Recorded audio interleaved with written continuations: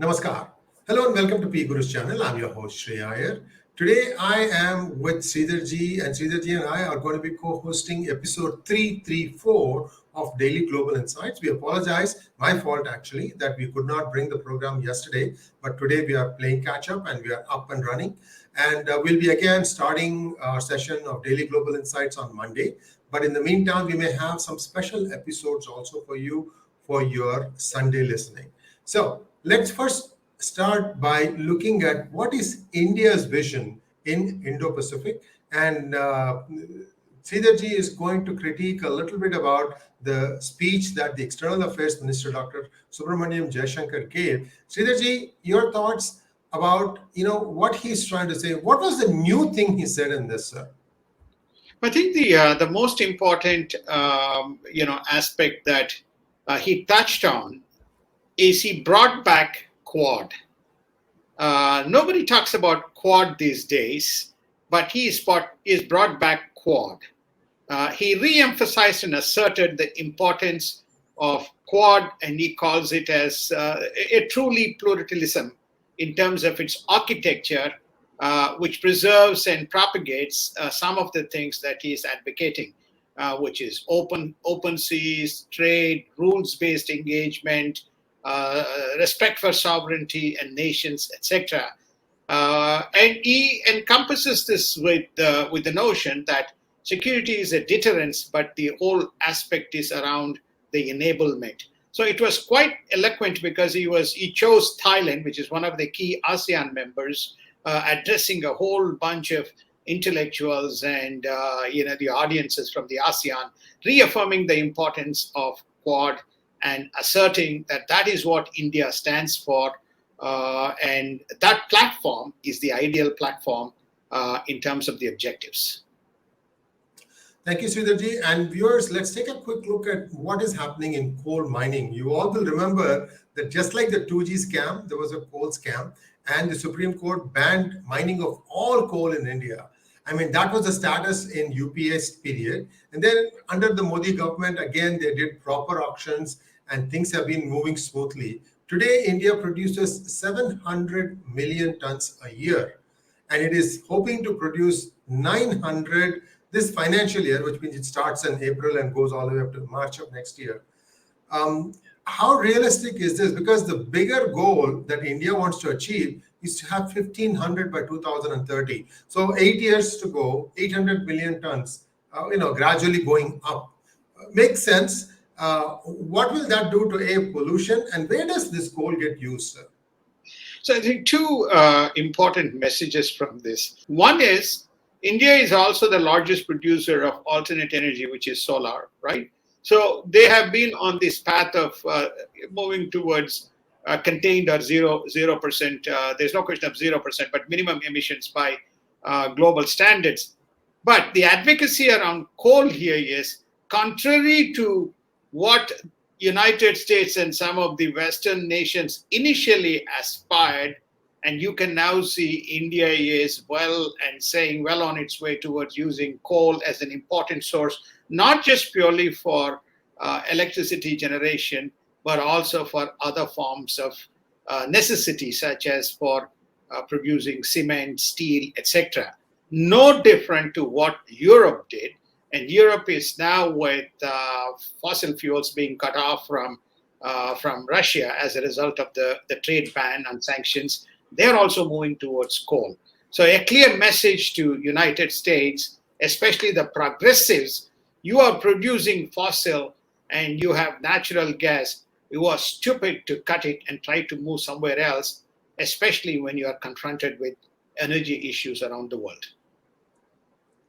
That's right. I mean, you can think that US is one of the prime backers of the Ukrainian side defense. So clearly US has skin in the game. So they should have modeled this out properly. What would have happened if we do this, if you sanction Russia?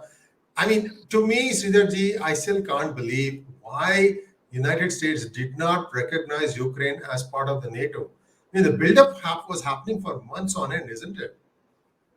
Well, I think that the buildup has been going on for quite some time. They called the bluff, and Russia said, no, you're not calling the bluff, and I'm going to act on it. because I think we covered this. The way in which you departed Afghanistan gives me confidence that I can pretty much do. This is the window that's available for me to do what I need to do. Now, one thing that Russia has done for the world is that it is not a cakewalk, notwithstanding the fact Ukraine is adjacent and very much, they expected this to be a walkover. February 24th or 25th is when they started this expedition. Now we are on August 20th. So 7 months has gone and we are at a stalemate. And this is a message to the Chinese that Taiwan is not going to be an easy cakewalk, and they need to watch out, because Russia is an infinitely small economy compared to China. China, I don't believe, can take a consequential damage that it can inflict on itself. In fact, if you remember, Sridharji, you and I did a scale of 1 to 10. What will happen if China or Russia enters into conflict? The pain threshold, and China is much more susceptible, and so therefore we have to wait and see what happens. Thank you so much, sir. And let's go on to the Chinese topic again. One China policy, and India quietly took it out from their statements. And suddenly the Chinese ambassador is up and down, jumping up and down. Today, something is coming from Lithuania. Perhaps you can help expand on that, sir? Lithuania, the three, the Baltic states, Lithuania, Latvia, and Estonia, have been very forthright as far as the Taiwan is concerned and their antagonism towards China. So Lithuania moves ahead and says, I will have now a formal envoy appointed to Taiwan, and he will act as our diplomatic conduit in terms of engagement with the Taiwanese, and we support the Taiwanese aspirations, so whatever they are. So without actually saying Taiwan is an independent nation, they have appointed an envoy, sending a clear message to the Chinese. So viewers, in one of our videos, I think it was with General Ravi Shankar, I saw someone list out the 15 countries that have recognized Taiwan. Now, with Western European nations starting to do this, that is now a big challenge for the Chinese government. Remember that after the Nancy Pelosi visit, Ed Markey took another delegation to Taiwan. So this is not stopping. It is becoming like a barrage. So we have to wait and see where this is going to end. So we'll keep you posted on that.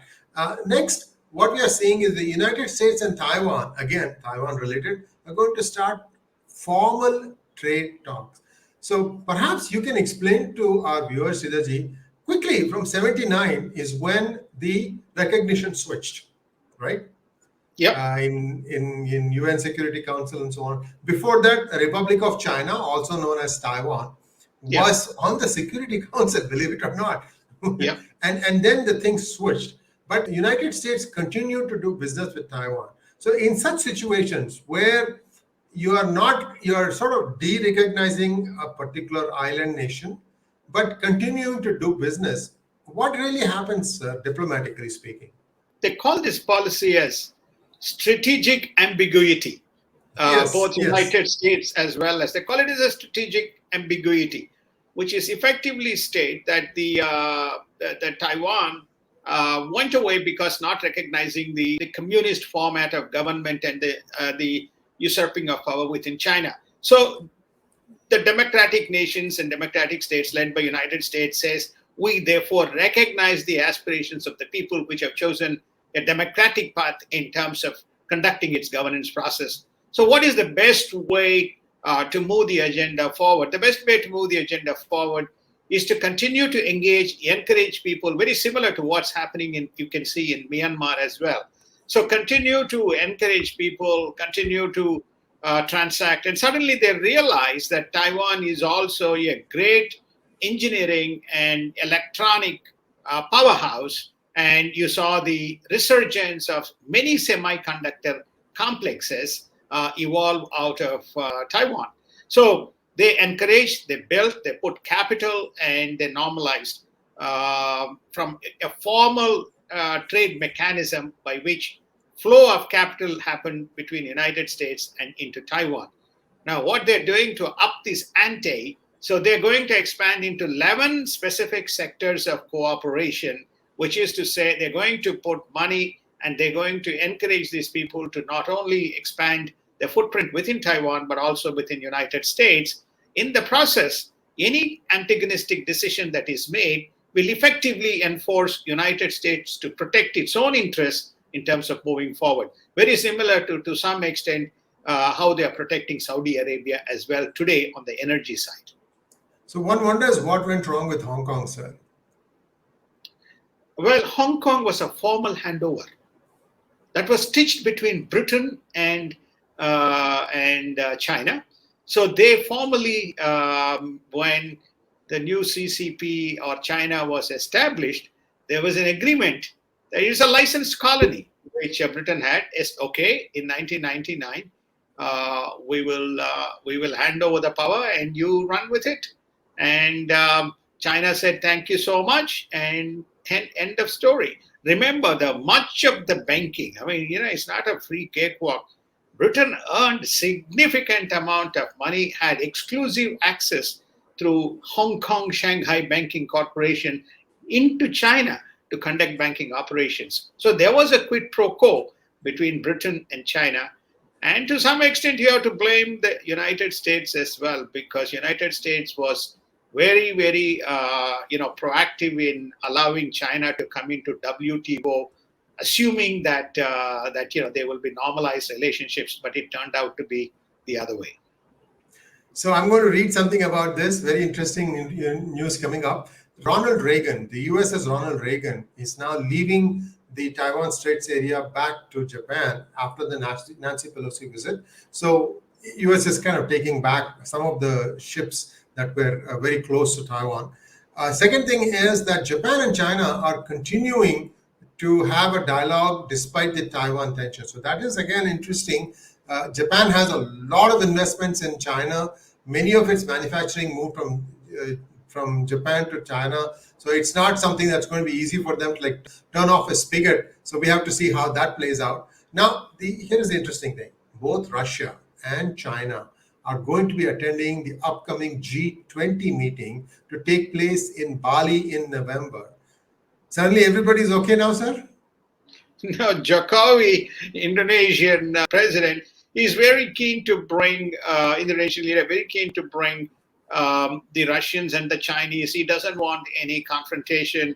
He is looking for capital, and he believes that the cheap source of energy comes from Russia, and he can import his coal to adjacent nations.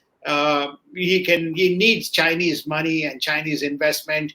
He also can supply coal to China. So you have this. Sir, I think you meant re-export, not import.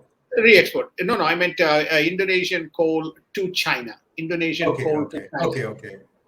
So therefore, I think that Jokowi's interest is around capital for Indonesia. Is not liked by many other G20 nations. So it's going to create a very interesting situation how Vladimir Putin and Xi Jinping will be acting in this forum when almost close to 15 other nations are antagonistic towards them. So my views are in overall summary of all this including Japan and China, in-person meeting between Mr. Kishida and Xi Jinping, in-person between Biden and Xi Jinping, notwithstanding many other commentators or others' views. I think that Xi Jinping is playing to domestic audience or domestic gathering as well as is playing to global. He is looking for some kind of a grand bargain because their economy is in tatters. And Russia wants to disconnect Ukraine's Zaporizhia, I hope I got it right, nuclear plant from the electricity grid in an act of provocation, warning that the groundwork is being laid for that. I think we mentioned this in our previous episode, that Ukraine is beginning to fortify itself to go and take over or guard this nuclear installation. The geography, sir, is it very close to the conflict region? Are the Russians very close to this nuclear plant? How do you see it? Russians are inside the nuclear plant. They're using that. They're using this as an armament depot. Russian army is present inside. So First and foremost, I think the Ukrainian thing that you alluded to was preparing for any kind of contagion that could happen in the event of radiation leaks. Now, Vladimir, apparently there has been several setbacks to Russia with Ukrainian forces striking deep into Russian occupied areas and into even Russian territory. So Russia has now stated that it will act.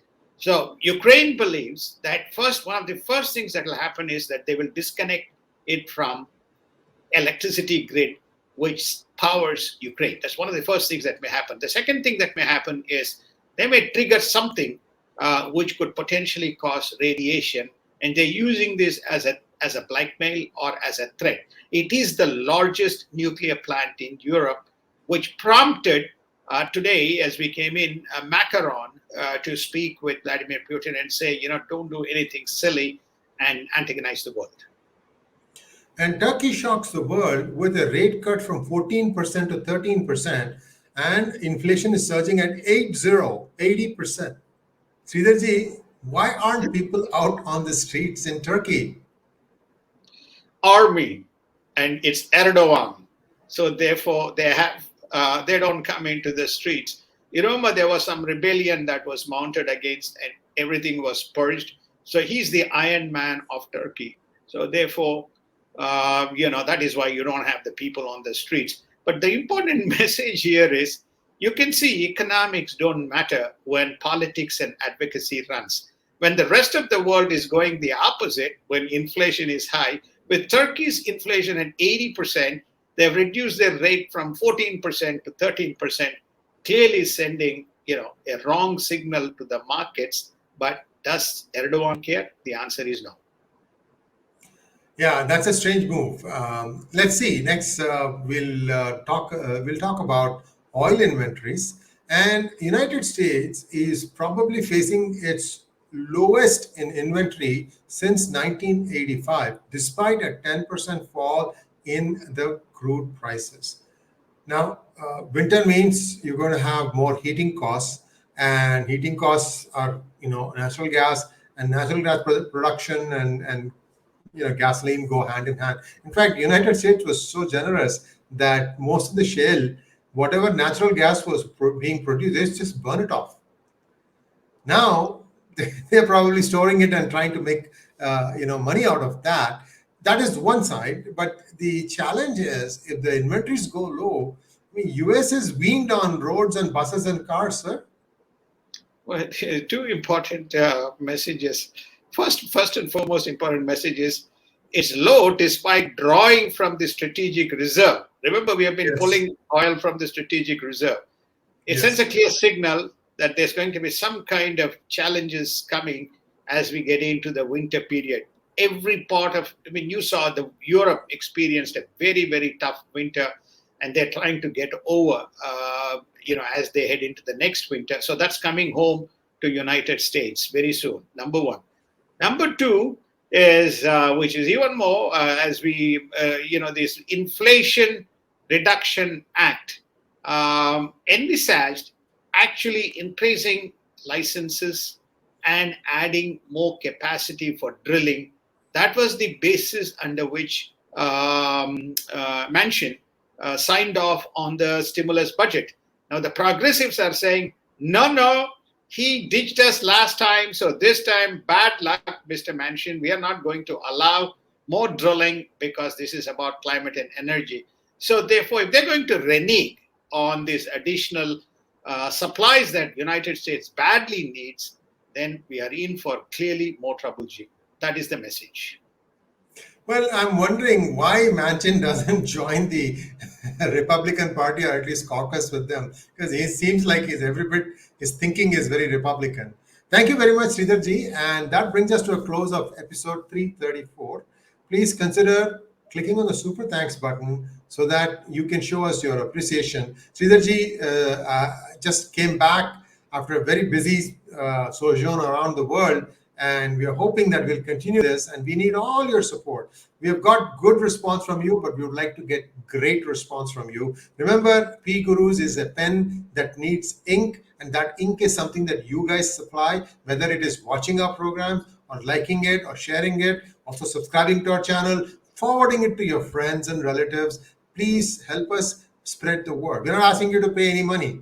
Just help us spread the word, because DGI has been proven time and again that we are like weeks sometimes ahead of what plays out eventually. So you can make use of what we are saying to good effect. I don't know if you heard what Siddharji said when we resumed on 3:30. He said something about stock market. I hope you all remember. If you remember, you will be very, very well off 6 months down the road. Thank you very much, Siddharji. Namaskar. Namaskar. Thank you so much. Have a wonderful day.